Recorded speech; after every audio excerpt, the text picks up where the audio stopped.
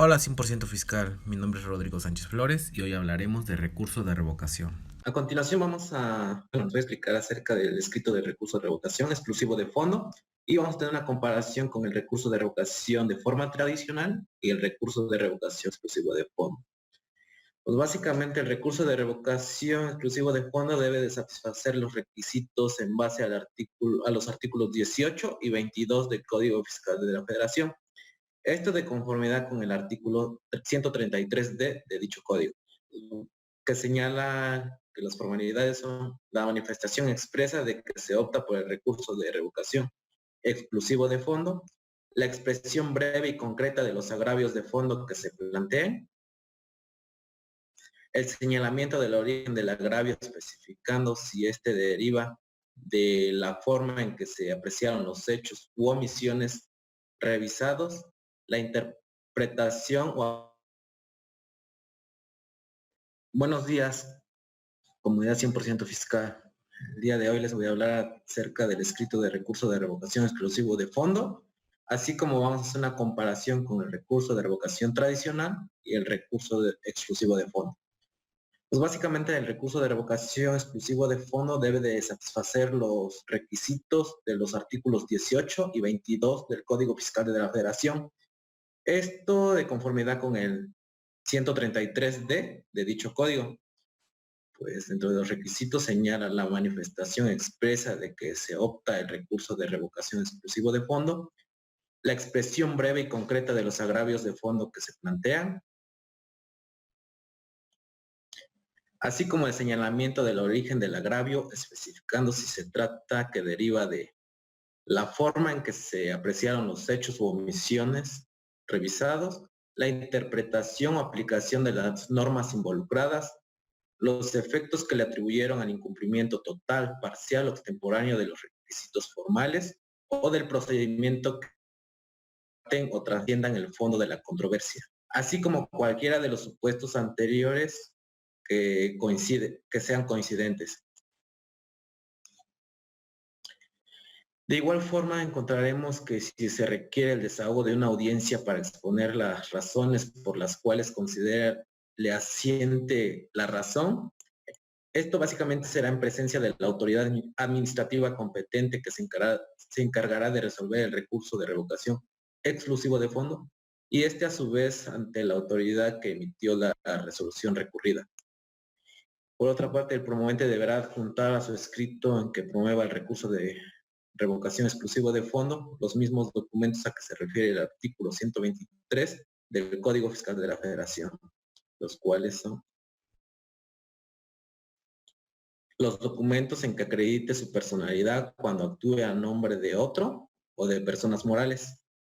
o en los que conste que ésta ya hubiera sido reconocida por la autoridad fiscal que emitió el acto o resolución impugnada, o que se cumplen con los requisitos a que se refiere el primer párrafo del artículo 19 del Código Fiscal de la Federación. Así también como el documento en que conste el acto impugnado, la constante notificación del acto que se pretende impugnar, excepto cuando el promovente declare bajo potestad de decir verdad que no recibió constancia o cuando la notificación se haya practicado por correo certificado con acuse de recibido o se trate de negativa ficta. También, de igual forma, si la notificación fue por edictos, este se deberá señalar la fecha de la última publicación y el órgano en que ésta se hizo. También contendrá las pruebas documentales que se ofrezcan y dictamen pericial si fuese el caso. El promovente en su escrito de recurso de revocación exclusivo de fondo deberá relacionar expresamente las pruebas que ofrezca con los hechos que pretende acreditar a través del mismo recurso. También cuando se omita alguno de los requisitos que deben contener el escrito de interposición de recurso de revocación exclusivo de fondo, se requerirá al promovente para que cumpla con dichos requisitos dentro de un plazo de 5 días, que empezará a partir que surta efectos la notificación del citado requerimiento. De no hacerlo o si se advierte que únicamente se plantean agravios relativos a cuestiones de forma o procedimiento, pues básicamente el recurso de revocación se tramitará de forma tradicional.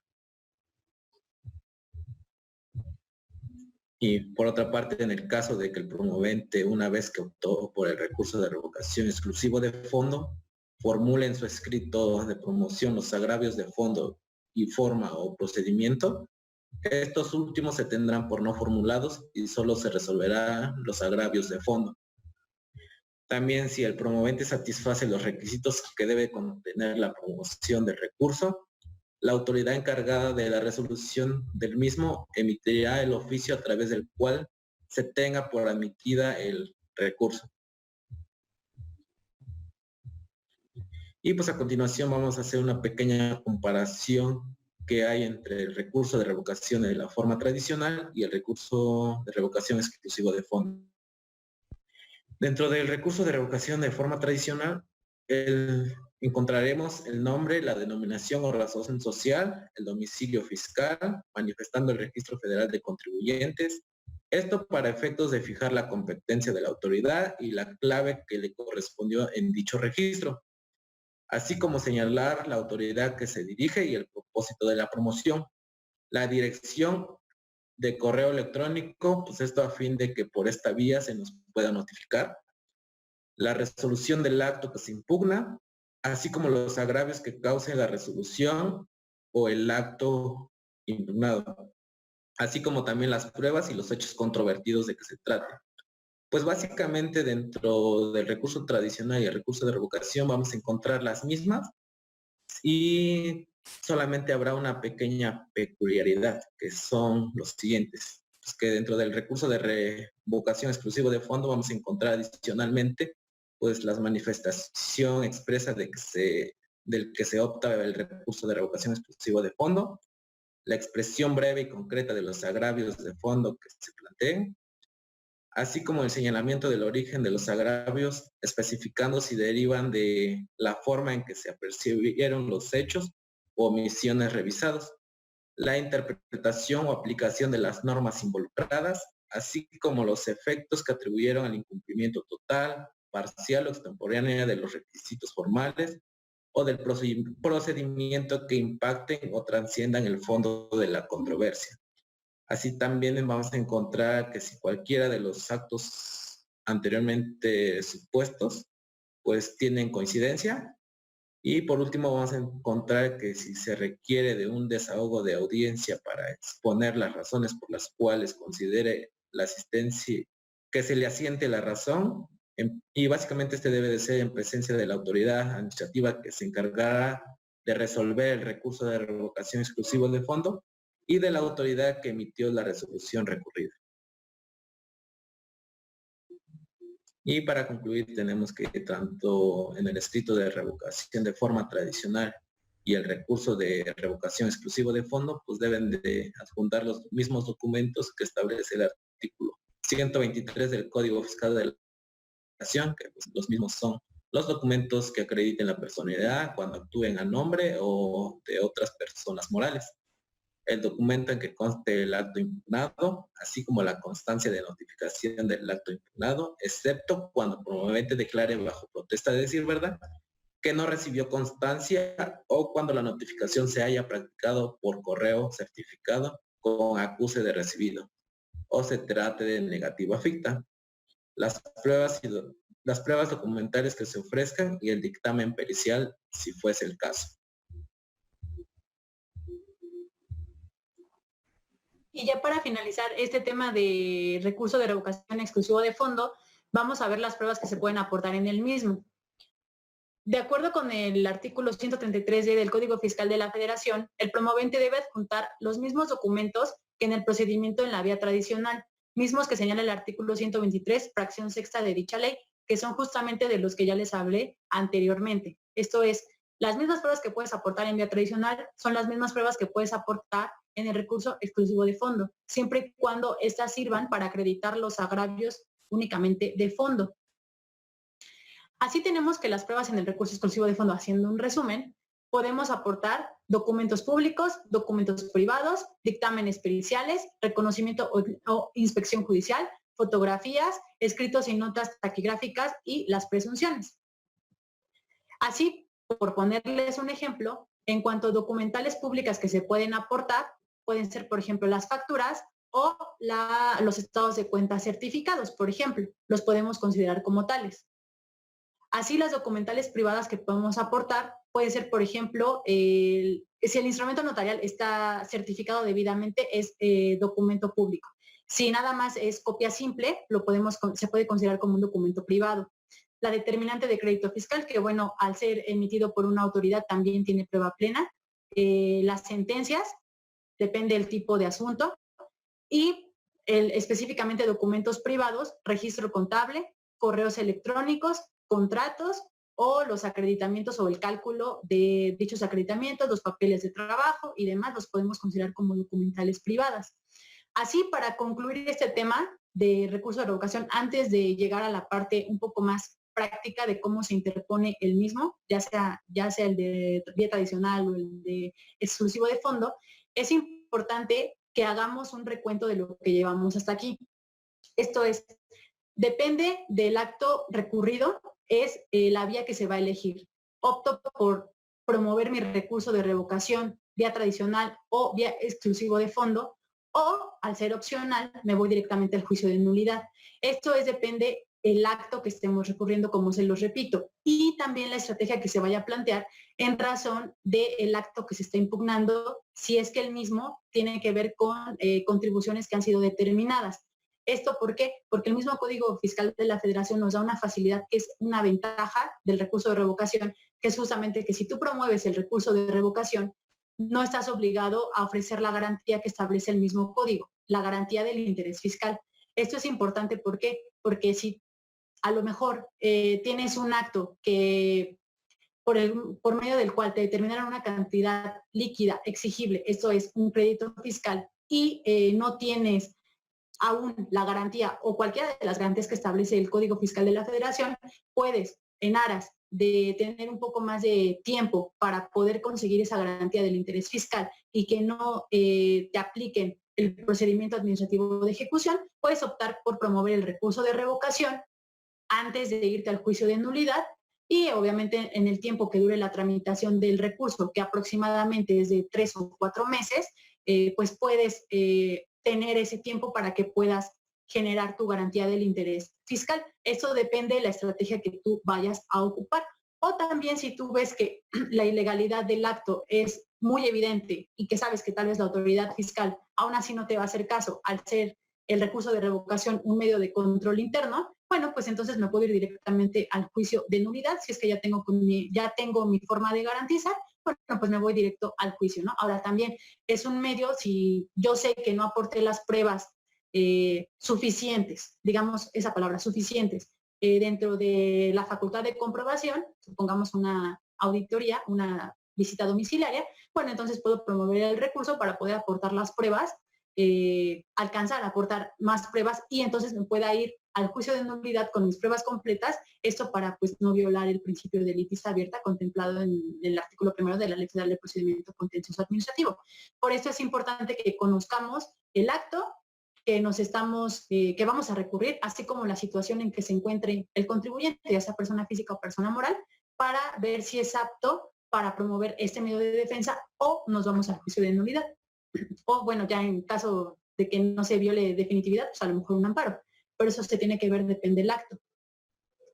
Bien, yo les voy a platicar de cómo se presenta un recurso de revocación en materia fiscal. Primero que nada, hay que entender que el recurso de revocación tradicional y el recurso de revocación exclusivo de fondo no se determina a través de la presentación, sino se debe determinar o establecer dentro del escrito de recurso que se va a interponer, ya que en la página del SAT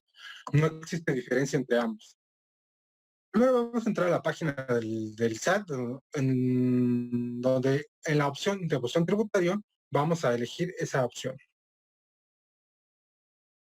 Entonces es muy importante que se cuente en ese momento con el RFC y la firma electrónica.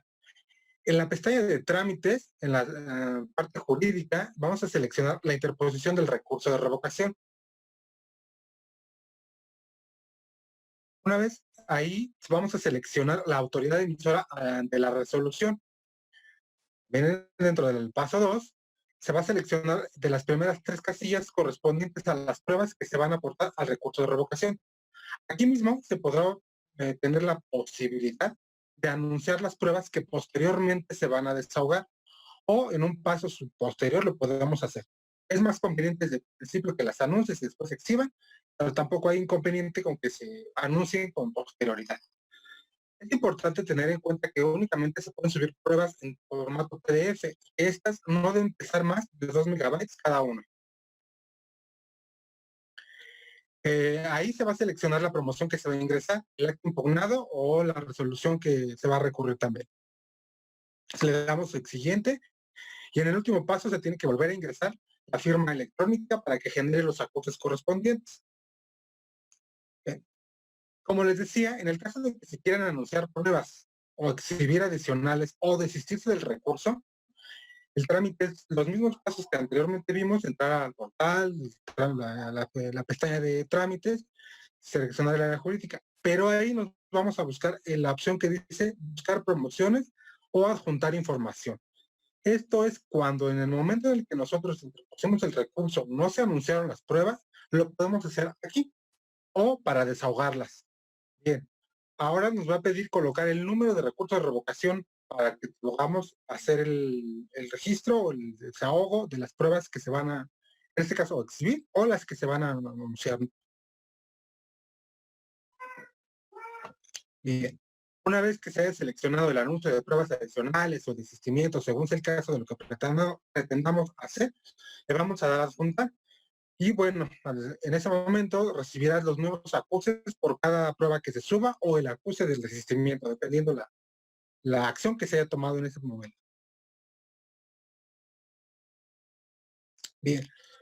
vamos a ver, como se ha visto a lo largo de este curso, que la licenciada Jessica y mis compañeros lo han explicado, el recurso de revocación es un medio de defensa que otorga seguridad jurídica al contribuyente, por lo cual tenemos una jurisprudencia que dice que la Comisión Americana sobre Derechos Humanos, en la aplicación del artículo 25, el ordenamiento jurídico mexicano prevé como figuras de defensa respecto de los actos de las autoridades fiscales al recurso de revocación y el juicio contencioso administrativo federal, cuyo objeto es titular el derecho humano de protección judicial reconocido en la propia Convención Americana, de la cual México es parte. Básicamente esta jurisprudencia atiende al hecho que en el Código Fiscal de la Federación y en la Ley Federal de Procedimiento Contencioso Administrativo se establecen los medios de defensa para hacer valer los actos ilegales o las resoluciones que se estimen ilegales de las autoridades fiscales, por lo cual el Estado mexicano ha implementado mecanismos jurídicos necesarios para garantizar el derecho humano,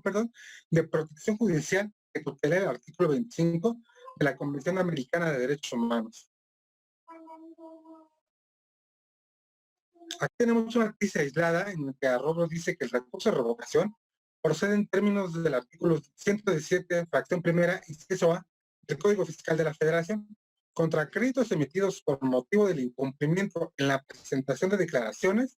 para el pago de contribuciones, hasta en tanto no haya iniciado el procedimiento de ejecución. Aquí son dos supuestos. El recurso de revocación es contra la determinación de los créditos fiscales o cuando se haya iniciado el procedimiento administrativo de ejecución. ¿Sí? Son los supuestos que son contra los que procede el recurso de revocación ante la propia autoridad. ¿Ok? Bueno, aquí en una tesis aislada en la cual nos establece que el recurso de revocación previsto en el Código Fiscal de la Federación le son aplicables por analogía las reglas de anulación del juicio contencioso administrativo federal. Como bien nos lo explicó la licenciada Jessica, dentro del recurso de revocación vamos a tener de aplicación superior a la Ley Federal de Procedimiento Contencioso Administrativo, por lo cual, cuando la resolución recaída a un recurso administrativo no satisfaga el interés jurídico del recurrente, se puede controvertir a través de este juicio, por lo que además de que va a ser analizado en el fondo, se pueden aplicar las reglas de nulidad para este acto. Y bien, pues que una tesis dentro de la que se establece que el Código Fiscal de la Federación nos establece el alcance de la improcedencia del recurso de revocación previsto en el mismo ordenamiento. Bueno, pues básicamente es nada más darle un alcance que no tenga un perjuicio mayor por la improcedencia al recurso de revocación. Bien, muchísimas gracias por su atención. Cualquier duda o aclaración, Escríbenos en nuestras redes sociales, Capacitando para el Futuro.